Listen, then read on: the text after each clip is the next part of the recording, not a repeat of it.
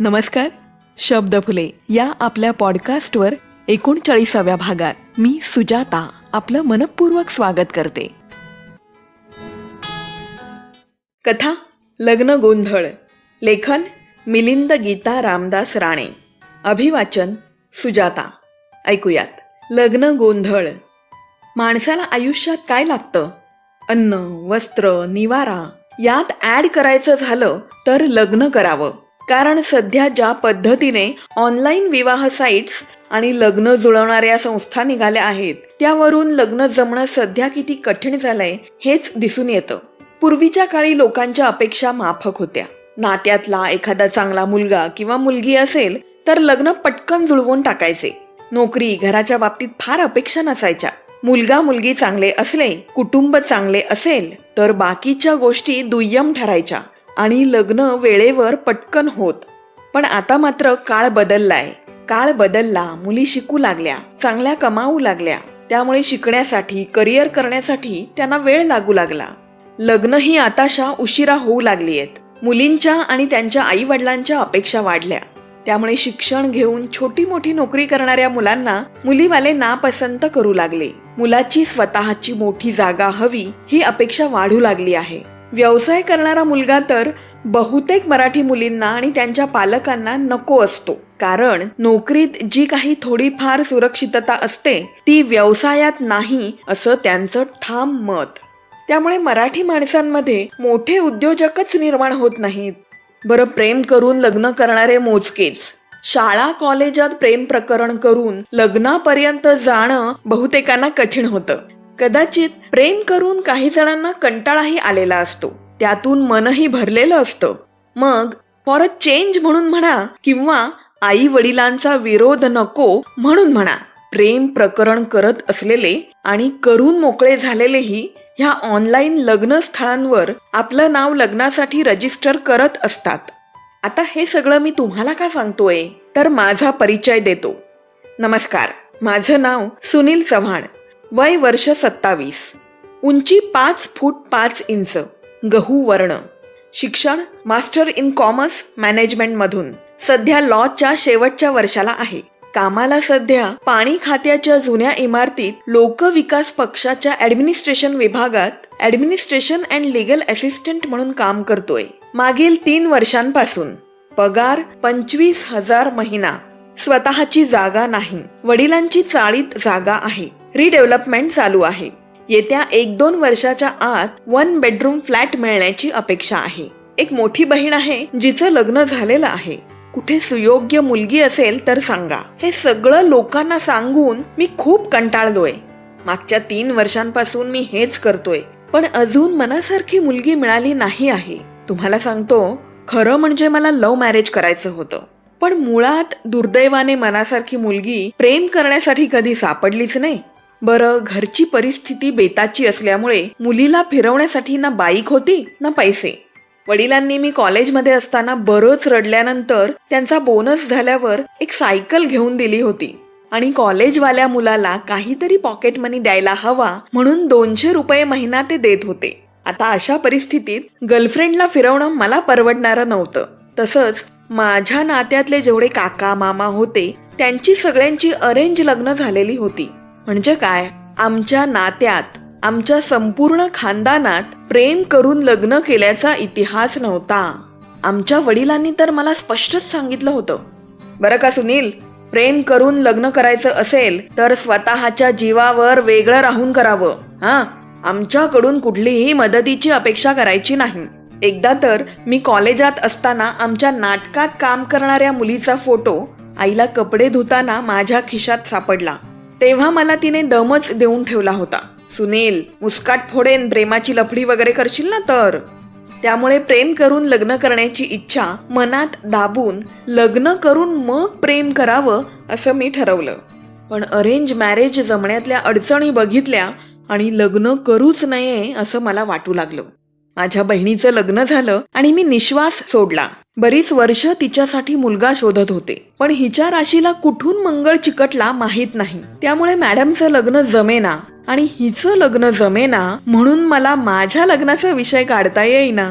एकदाच हिचं लग्न झालं आणि मी बोहल्यावर चढण्यासाठी तयार झालो. वडिलांनी मला बरोबर घेऊन जाऊन आमच्या मराठा समाजातील एका फेमस वधूवर सूचक मंडळात माझं नाव नोंदवलं. तिथे मला फॉर्म भरून द्यायला सांगितला. माझ्या शेजारी एक म्हातारा बसला होता.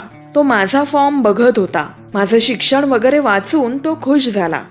लय शिकलं असं तो म्हणाला. मी जरा फुशारलो. पण मग पगार ह्या ऑप्शनवर माझी गाडी अडकली. पगार मोठा नसल्यामुळे मी थोडा घुटमळलो. माझा पगार बघून तो शेजारचा म्हातारा फिसकरला. शिक्षणाच्या मानानं पगार कमी असा, पण चलात बऱ्याच पोरी असात मंडळात. तो म्हातारा वधूवर सूचक मंडळातील सभासदांपैकी एक असावा. सरकारी ऑफिसच्या इमारतीमध्ये आमचं पार्टीचं ऑफिस असल्यामुळे मी नोकरी ह्या रकान्यात सरकारी ऑफिसमध्ये कामाला लिहिलं. फॉर्ममध्ये जागा कमी असल्यामुळे बारीक अक्षरात पार्टी कार्यालयाचं नाव लिहिलं, पण ते क्लिअर दिसत नव्हतं. पण पुढे जाऊन इथेच मोठा घोटाळा होणार याची मला कल्पना नव्हती. वधूवर सूचक मंडळात नाव नोंदवून मी माझ्या लग्नाच्या शोधाशोधीचा श्री गणेशा केला. वधूवर मंडळातून त्यांच्या साईटचा माझा प्रोफाईल पासवर्ड मिळाला. मग रोज वेळ मिळेल तेव्हा साईटवर स्थळ शोधायला मी सुरुवात केली. सुंदर शिकलेल्या बऱ्याच मुली होत्या, पण त्यांचे जास्त पगार आणि जास्त शिक्षण बघून त्यांना लग्नासाठी कॉल करण्याची हिंमत होईना. एखादी शिक्षणाने नोकरीने दिसायला बरी मुलगी सापडली तर तिच्याशी माझी पत्रिका एकतर जुळत नसे किंवा पत्रिका जुळली तर मुलींच्या अपेक्षा बघून डोकं गरगरायचं. अपेक्षा पुढील प्रमाणे असत. वयामध्ये फक्त 2 वर्षाचा फरक हवा. मी मनात म्हणायचो, वयाने लहानच मुलगा करा, इतका फरक तरी कशाला हवा म्हणून लिहितात. पगार किमान 40 ते 50 हजार असावा. स्वतःची जागा हवी. सरकारी नोकरी असेल तर उत्तम. आता अशा अपेक्षा असल्यावर या मुलींना काय कर्म कॉल करणार मी? माझा प्रोफाईल बघून काही मुलीवाले आम्हाला कॉल करायचे. सगळ्या गोष्टी ठीक असल्या की आम्ही मुलीवाल्यांना जवळच्या एरियातल्या हॉटेलमध्ये भेटायला बोलवायचो. शक्यतो मुलगी आणि तिच्याबरोबर एखाद दुसरी निर्णय घेणारी वडीलधारी व्यक्ती. जर सगळ्या गोष्टी दोन्ही बाजूनी ठीक वाटल्या तर मग पुढे इतर नातेवाईकांची भेट घ्यायची असं आम्ही ठरवलं होतं. मला एक मुलगी सांगून आली. फोटोत ती ठीक वाटली. एका रविवारी सकाळी आम्ही त्यांना भेटायला गेलो. हॉटेलमध्ये गेलो तेव्हा मनात धाकधूक होती. समोरून मुलीवाले आले. मला वाटलं मुलगी छान असेल, पण माझा भ्रम निराश झाला. मुलगी खूप काळी होती. फोटोमध्ये तिला उजळ केलं होतं. मी फारसं काही बोललो नाही. होकार असेल तर कळवतो म्हणून सांगून आम्ही तिथून निघून आलो. सुरुवातच अशी झाल्यामुळे मी थोडासा नाराज झालो. वडील मात्र फार बडबडत होते. पोरगी शिकलेली आहे, तब्येतीने धडधाकट आहे, नोकरीला चांगली आहे, घरातलेही चांगले वाटले, पण ह्याला अप्सरा हवी झालीये, चवळीची शेंग हवीये, हाडाची काडं असलेली मॉडेल नखरेल मुलगी संसार करायला कशी चालेल रे, आजकालच्या मुलांना काही समजत नाही, वगैरे वगैरे. मी म्हणालो, अहो बाबा, घाई कशाला करताय? मुली बघायला आत्ताशा कुठे सुरुवात केलीये, थोड्या आणखी मुली बघू की. मग वडील गप्प बसले. मग मुलींचे प्रोफाईल बघणं, त्यांना मेसेज करणं, कॉल करणं, आपली पत्रिका डिटेल्स पाठवणं आणि शनिवार रविवार मुलगी पाहायला जाणं हे सुरू झालं. विविध प्रकारच्या व्यक्तिविशेष असलेल्या मुली आणि त्यांच्या घरातले आम्हाला भेटायला लागले. बऱ्याच मुली तर एकदम सामान्य ड्रेस घालून काहीही मेकअप न करता सामान्य पद्धतीनं येत. मुलाकडचे बघायला येणार आहेत तर नीटनेटकं तयार होऊन जावं हेही त्यांना समजत नव्हतं. कदाचित त्यांच्या डोक्यात असं होतं की मी जशी आहे तसं मला पसंत करावं. तसंच मेकअप केलेलं, चांगलं ड्रेसिंग करून गेलेलं तर मुलाकडच्यांना आवडलं तर बरं म्हणून त्या साध्या पद्धतीनं भेटायला येत. त्यामुळे त्यांना बघायला उत्सुक असलेला मी त्यांना प्रत्यक्ष बघून निराश होऊ लागलो. काही जणांचे आई वडील डोक्यात जात असत. एकतर हॉटेलमध्ये माणसांची गर्दी खूप असे. आजूबाजूच्यांना माहीत असे मुलगा मुलगी बघण्याचा कार्यक्रम चालू आहे. ते आमच्याकडे टक लावून बघत आणि ऐकत बसत. त्यामुळे मी आधीच नर्वस होत असे. त्यात मुलीचा बाप किंवा एखादा त्यांच्या बरोबर आलेला अतिशहाणा नातेवाईक डोक्यात जायचा नको ते प्रश्न विचारून, पगार किती आहे तुम्हाला? इतका कमी पगार का? नोकरी परमनंट आहे का? तुम्ही नक्की काय काम करता? अजून स्वतःची जागा का घेऊ शकला नाहीत? बरं, कधी घेणार? तुम्ही आई वडिलांबरोबर राहणार की वेगळं? एक ना दोन हैराण करणारे प्रश्न करायचे. त्यात त्यांची मुलगी चांगली असेल तर त्यांना चेव यायचा. मुलीकडे बघून मी बऱ्याचदा मनातला राग दाबून, चेहरा हसरा ठेवून, शक्यतो बोलण्यात सौजन्य ठेवून उत्तरं द्यायचो. कदाचित होकार देतील असं वाटून. पण मुलीवाले प्रश्नांचा कीस काढून मग नंतर होकार किंवा नकार काहीच कळवायचे नाहीत. तुम्हाला सांगतो, एकदा तर मुलगी बघायला गेलो होतो तेव्हा मुलगी इतकी जाड होती की मला तिला लांबून बघूनच मागच्या मागे पळून जावंसं वाटलं. पण मग वडील मला ओरडले. म्हणाले, भेटायला बोलवून त्यांना न भेटता जाणं बरोबर नाही. मग अजून एकदा एक मुलगी बघायला गेलो होतो. मुलगी चांगली शिकलेली, चांगला जॉब आणि दिसायलाही चांगली होती. हॉटेलमध्ये भेटायला गेलो तर तिचं सगळं खानदान आम्हाला बघायला आलं होतं. 8 ते 10 माणसं पहिल्या भेटीतच आली होती. मी विचारलं, इतके जण आलात? तर म्हणतात, सगळ्यांना मुलगा बघायचा होता आणि आम्हाला सगळ्यांचा विचार घ्यावा लागतो. मी मनातल्या मनात त्यांना दंडवत घातला. आणि त्यात हॉटेलवालेही इतके आगाऊ. बघण्याच्या कार्यक्रमाला जास्त लोक आले की त्यांना वेगळ्या जागेत बसवत. तिथे त्यांना नुसता चहा घेऊन बसता येत नसे.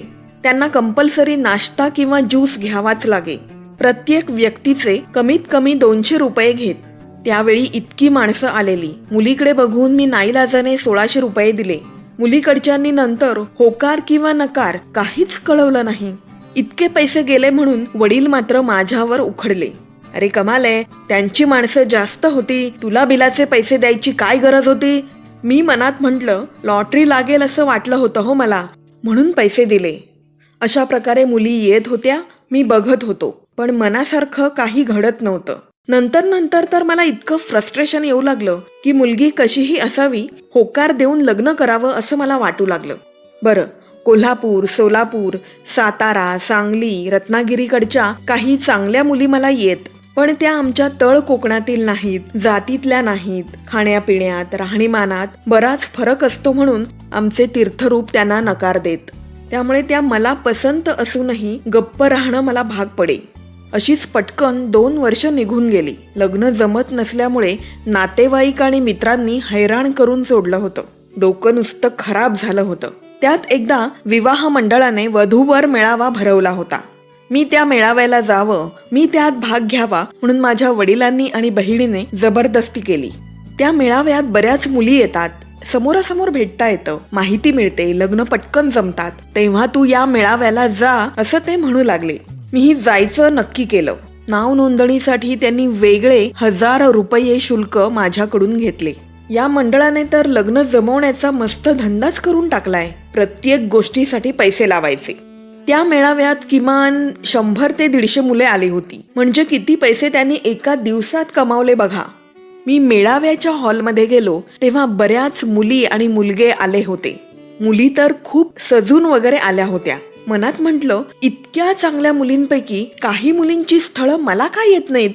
मग कार्यक्रम सुरू झाला. स्टेजवर मुलामुलींची नावं घेण्यात येऊ लागली. प्रत्येकाने स्टेजवर जाऊन स्वतःची माहिती आणि अपेक्षा सांगायची.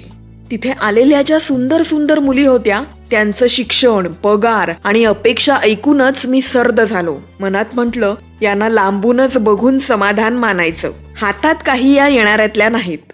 माझी माहिती सांगितली, पण पगार आणि चाळीतलं घर यामुळे माहिती सांगताना मला शरमल्यासारखं झालं. मी हॉलमध्ये नजर टाकली. असं वाटलं, गुराढोरांचा जसा बाजार भरतो ना, तसाच हा पण एक बाजार आहे. आई वडील आपल्या मुलांना या बाजारात आणतात आणि लग्न त्यांचं जुळवून देतात. पशु पक्षी आपला जोडीदार आपल्या हिमतीवर, कलागुणांवर एकमेकांना आकर्षित करून मिळवतात. पण माणूस हा एकमेव प्राणी असा आहे जो आपला जोडीदार जात, दिसणं, शिक्षण, पैसे, जागा, स्टेटस हे सगळं बघून निवडतो. ह्या ठिकाणी चांगला माणूस आपला जोडीदार व्हावा हे कोणी बघत नव्हतं. मीही त्यातलाच एक. मेळाव्यात बाकी काही नाही, पण एक मुलगी मला आवडली. स्वप्ना नरसाळे. शिक्षिका होती. शिक्षण, नोकरी यामध्ये आमचं जमत होतं. मी तिचा प्रोफाईल नंबर नोट करून ठेवला होता. मी तिला मेसेज करून ठेवला. मग माझ्या रोजच्या कामात बिझी झालो. स्वप्नाला मेसेज करून 8 ते 10 दिवस झाले होते. एके दिवशी तिच्या वडिलांचा मला फोन आला. आम्ही एकमेकांच्या पत्रिका आणि डिटेल्स एकमेकांना पाठवले. सुदैवाने तिची आणि माझी कुंडली जमली. तिच्या घरातले भेटायला तयार झाले. माझ्या मनात मात्र धाकधूक वाढली. मला हवी तशी मुलगी इतक्या वर्षात पहिल्यांदाच मला भेटायला येत होती. मी वडिलांबरोबर तिला बघायला गेलो. ती छान साडी नेसून बऱ्यापैकी मेकअप वगैरे करून आली होती. खूप सुंदर दिसत होती. मी तर तिला पाहतच राहिलो. आमचं बोलणं झालं. त्यांना त्यांचा होकार किंवा नकार कळवायला सांगितला. 2 दिवसानंतर त्यांचा फोन आला. त्यांचा होकार होता. मी तर उडालोच. इतकी सुंदर मुलगी माझी बायको होणार? मी तर हवेत तरंगू लागलो. मनातल्या मनात देवाचे आभार मानले. मनात म्हटलं, देवाने उशिरा ऐकलं, पण मनासारखी मुलगी बायको म्हणून दिली. पण पुढे जाण्याआधी मला तिला पर्सनली भेटून तिच्या होकाराची खात्री करून घ्यायची होती. एका शनिवारी सकाळी मी तिला भेटायला बोलावलं. आम्ही हॉटेलमध्ये भेटलो. ती छान ड्रेस घालून आली होती. मी तिला बघतच राहावं असं मला वाटू लागलं. हॉटेलातले वेटर पण तिच्याकडेच बघत होते. आम्ही एकमेकांकडे बघून हसलो. एकमेकांच्या घरातल्यांबद्दल बोललो. आवडी निवडी याच्याबद्दल बोललो. ती चाळीत माझ्या आई वडिलांबरोबर राहायला तयार होती. मग एकमेकांच्या नोकरीचा विषय आला. तिने BEd केलं होतं आणि सेट परीक्षेची ती तयारी करत होती. एका खाजगी शाळेत ती शिक्षिका म्हणून काम करत होती. बोलता बोलता ती मला म्हणाली, तुम्ही गव्हर्नमेंट ऑफिसमध्ये कामाला आहात ना? मी स्वप्ना माझी बायको होणार या आनंदात समोरच्या प्लेटमधलं सँडविच चवीने खात होतो. खाण्याच्या नादात मी तिला हो म्हणालो. तिचा ताबडतोब पुढचा प्रश्न आला, किती वर्ष झाली गव्हर्नमेंट ऑफिसमध्ये? मी सँडविच खात होतो. तिचा तो प्रश्न ऐकून ते सँडविच माझ्या घशात अडकलं. मला ठसका लागला.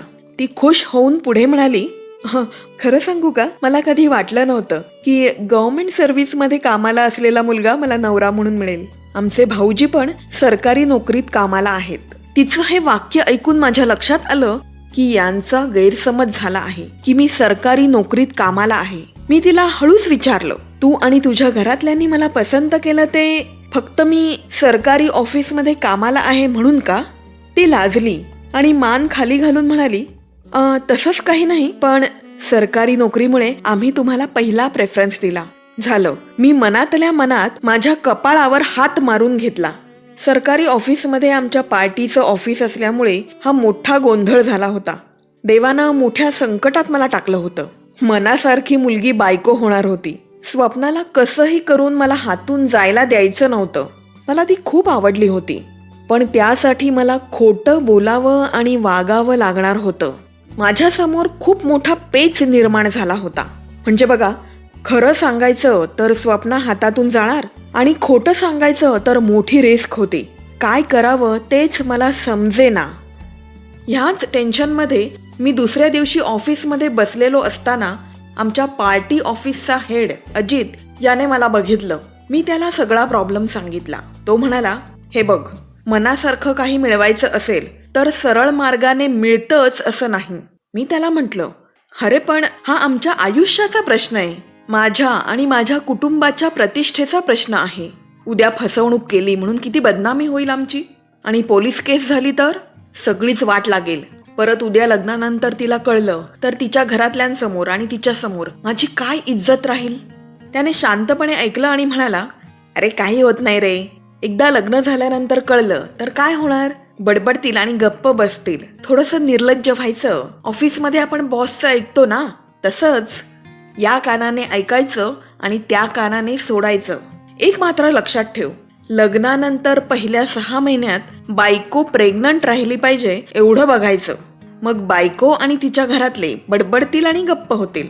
सॉरी बोलायचं, माफी मागायची. तू चांगला शिकलेला आहेस, पुढे मागे चांगली पोस्ट आणि पगारही मिळेल, मग काही बोलणार नाहीत. तुमची मोठी जागाही होईल आता, म्हणजे तोही प्रश्न मिटेल. अरे पण माझ्या आई वडिलांना कळलं की मी खोटं बोललोय तर? तो म्हणाला, अरे आई वडिलांना सांगायचं थोडं गप्प राहायला. त्यांना सांगायचं लवकरच सुंदर नातू बघायचं आहे की नाही, इतकं पुरेसं आहे. तो हसला. मी त्याला म्हणालो, अरे हे झालं लग्नानंतरचं. लग्नापूर्वी ते चौकशी करतील, ऑफिसमध्ये येतील, मग काय करायचं? तो म्हणाला, नॉट टू वरी, आपलं ऑफिस सरकारी कार्यालयात आहे. तू काम करताना सरकारी ऑफिसमध्येच दिसणार. येणाऱ्याला वाटणार की तू सरकारी कर्मचारी आहेस. मी तुला एक डुप्लिकेट गव्हर्नमेंट आय कार्ड बनवून देतो. तिच्या कोणी नातेवाईकांनी बघायला मागितलं तर दाखवण्यासाठी. काम झालं की फाडून फेकून दे. सेम सॅलरी स्लिप पण करून देतो, अगदी स्टॅम्प वगैरे मारून. बाकी बघायला येतील तेव्हा आधी सांग मला. आपली पार्टीची माणसं सेटिंग लावून उभी करतो. तू सरकारी कर्मचारी आहेस आणि इथे काम करतोस हे त्यांना आपली माणसं पटवून देतील. तो पुढे म्हणाला, अरे घाबरू नकोस रे, मीही असंच लग्न केलंय. थोडे दिवस ती आणि तिच्या घरातले नाराज होते, पण मग मुलं झाली. मी पार्टी ऑफिसमध्ये काम करून, लोकांची कामं करून चांगले पैसे कमावतो. मोठी जागा आणि गाडी घेतली. त्यामुळे बायको आणि सासरकडचे खुश आहेत. थोडी रिस्क घ्यावी लागते बाबा. तू तर फक्त मुलीकडच्यांचा गैरसमज थोडे दिवस कायम राहण्यासाठी खोटं बोलतोयस ना. त्यांच्या मुलीचं त्यामुळे वाईट थोडी होणार आहे. त्याच्या बोलण्याने मला थोडी हिंमत आली. लग्नाची बोलणी करण्यासाठी दोन्हीकडून 8-10 माणसं आली होती. मी आत्मविश्वासाने वावरलो आणि बोललो. मी तिच्या नातेवाईकांना पटवून दिलं की मी सरकारी नोकरीत आहे आणि माझ्या घरच्यांना असं बोलण्यातून भासवलं की माझं ऑफिस सरकारी कार्यालयात आहे. ऑफिस सरकारी कार्यालयात असल्यामुळे आणि मी सरकारी कर्मचाऱ्यांच्या शेजारच्याच रूममध्ये बसत असल्यामुळे कोणाला जास्त संशय असा आला नाही. तिचे वडील आणि काही नातेवाईक मला काही दिवसांनी माझ्या ऑफिसमध्ये येऊन भेटून गेले. अजितला मी ते कधी येणार हे आधी सांगितल्यामुळे त्याने सगळं सेटिंग करून ठेवलं होतं. त्यामुळे तिच्या घरातल्यांना कुठलाही संशय आला नाही. लवकरच आमचा साखरपुडा झाला. पुढच्या महिन्यात लग्न होतं. आता मी आणि स्वप्ना रोज खरेदीच्या निमित्ताने भेटू लागलो. ती खूप खुश होती, मीही खुश होतो. पण मनात अपराधाची भावना होतीच. भीती वाटायची. खरं सांगू का, अधेमध्ये आडवळणाने मी तिला खरं सांगण्याचा प्रयत्न करून बघितला, पण तिला खरं सांगू शकलो नाही. यामध्ये एक आनंदाची गोष्ट झाली. आमच्या चाळीतल्या जागेवर मोठी इमारत होऊन आम्हाला 1 बेडरूम फ्लॅटची चावी मिळाली. आम्ही खूप खुश झालो, स्वप्ना आणि तिच्या घरातलेही. माझे आई वडील तर बोलू लागले, पोरीचा पायगुण चांगला आहे. मोठी रूम आम्हाला योग्य वेळी मिळाली. पण अचानक ह्या सुखाला दृष्ट लागावी किंवा खोटं कधीतरी बाहेर येतच तसं झालं आणि माझ्या येऊ घातलेल्या सुखाला ग्रहण लागलं. स्वप्नाचे 2 नंबरचे मामा त्यांच्या कामानिमित्त माझ्या ऑफिसच्या शेजारी आले होते. होणाऱ्या जावयाला भेटावं म्हणून ते मला भेटायला आमच्या ऑफिसच्या इमारतीत आले. नेमकं त्यावेळी त्यांच्या गावचा एक मुलगा, जो आमच्या पार्टीचा कार्यकर्ता होता, तो गावाहून काही कामानिमित्त आमच्या पार्टीच्या ऑफिसमध्ये आला होता. तो त्यांना आमच्या ऑफिसच्या बाहेर भेटला. त्यांचं जुजबी बोलणं झालं आणि मामांनी त्याला विचारलं, काय रे, तू इथे कसा? त्याने सांगितलं, पार्टीचं ऑफिस इथे आहे आणि पक्षाच्या कामासाठी तो इथे आला असल्याचं त्याने मामांना सांगितलं. मामा त्याला बोलले की इथे सरकारी ऑफिस आहे. तेव्हा त्याने सांगितलं, हो सरकारी ऑफिस आहे, पण सत्ताधारी पार्टीच्या ऑफिसला इथे भाड्याने जागा दिलेली आहे. इथे आमच्या पार्टीचं ऑफिस आहे. त्या दिवशी नेमका मी आणि अजित तिथे नव्हतो. मामा गोंधळले. त्यांनी आपल्या गाववाल्या मुलाच्या मदतीनं सरकारी कार्यालयात आणि पार्टी ऑफिसमध्ये सगळी चौकशी केली. त्यांनी असं भासवलं की ते पक्षाच्या कामानिमित्त आले आहेत आणि माझ्याकडे त्यांचं काम आहे. सगळी चौकशी केल्यानंतर त्यांची खात्री पटली की मी सरकारी नोकरीत कामाला नसून सरकारी कार्यालयात सत्ताधारी पार्टीच्या ऑफिसच्या ॲडमिनिस्ट्रेशन डिपार्टमेंटमध्ये काम करतो. मामांनी ही बातमी स्वप्नाच्या वडिलांना दिली आणि मग तिच्या घरातल्यांनी माझ्या घरी आमचं लग्न मोडल्याचं ताबडतोब कळवलं. या गोष्टीमुळे आता पुढे काय करायचं मला कळेच ना. माझ्या घरी तर आई वडील आणि बहिणीने बडबडून मला हैराण केलं. वडील तर मला खूप रागावले आणि ओरडले. चव्हाणांच्या पिढ्यांमध्ये कोणी असं वागलं नव्हतं, पण आज तू मात्र चव्हाणांना वाहनेने मार खाण्याची वेळ आणली आहेस. आमची लाज घालवलीस. आता आम्ही लोकांना काय सांगायचं आणि कसं तोंड दाखवायचं? मी स्वप्नाला सतत कॉल करत होतो, मेसेज करत होतो, पण ती माझा कॉलही घेत नव्हती की माझ्या मेसेजला रिप्लायही करत नव्हती. शेवटी मी तिच्या घरी फोन केला. तिच्या वडिलांनी उचलला. मी त्यांची माफी मागितली. म्हटलं मला स्वप्नाशी बोलायचंय. तिचे वडील भडकले. म्हणाले, खोटारड्या माणसाशी तिला आणि आम्हाला बोलायचं नाही. आम्ही तुमच्याशी संबंध तोडले आहेत. आता तुमच्याशी तिचं लग्न होणं शक्य नाही. उगाच तिला त्रास देऊ नका. नशीब समजा तुमचं, आम्ही तुमची पोलीस तक्रार केलेली नाही. पण जर तुम्ही तिला कॉल केलात, मेसेज केलात किंवा भेटण्याचा प्रयत्न केलात तर मग आम्हाला तुमची तक्रार पोलिसात करावी लागेल. हे बोलून त्यांनी फोन ठेवला. मी मग पुढचे 15 दिवस स्वप्नाशी कुठलाही संपर्क करण्याचा प्रयत्न केला नाही. आमच्या लग्नाला आता 15 दिवस बाकी होते. काय करायचं मला कळत नव्हतं. शेवटी माझी बहीण मला म्हणाली, हे बघ, जे झालं ते झालं.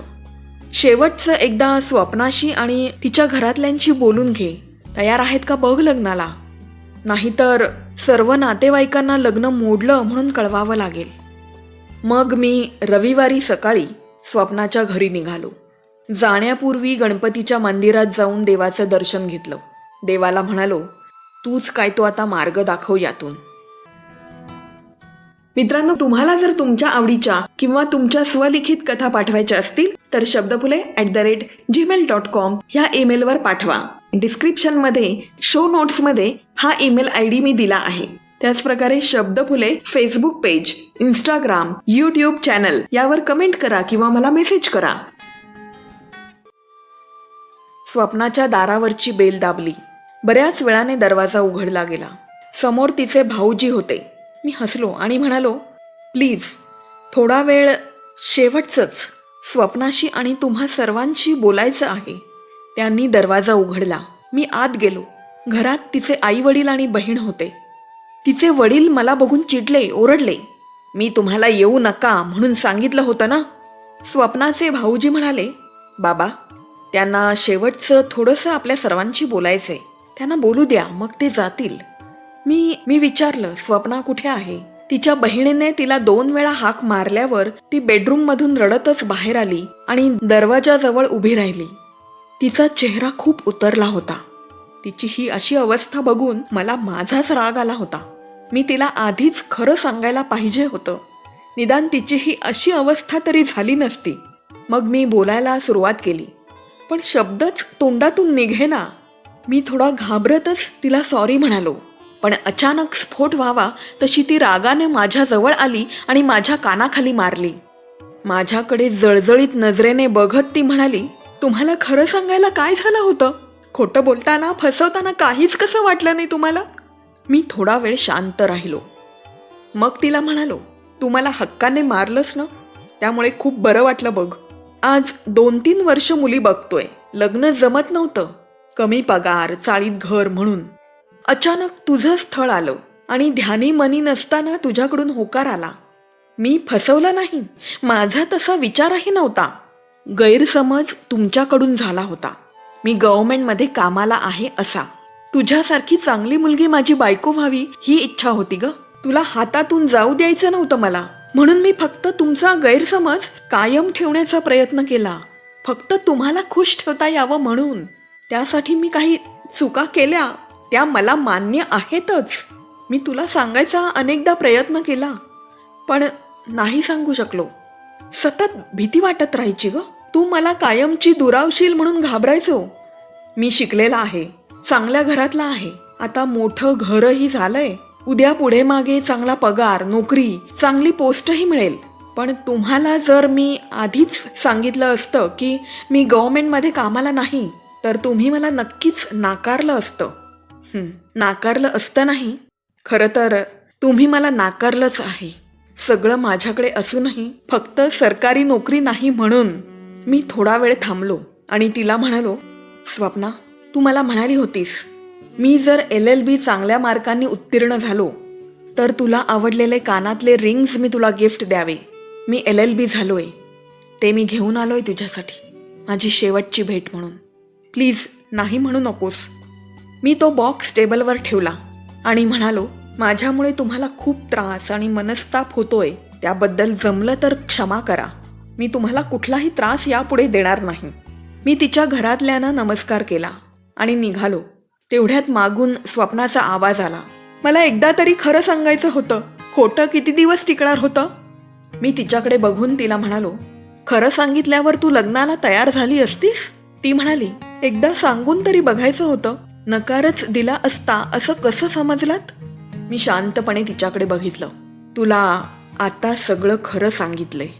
करणार आहेस माझ्याशी लग्न? घरात सगळीकडे शांतता पसरली.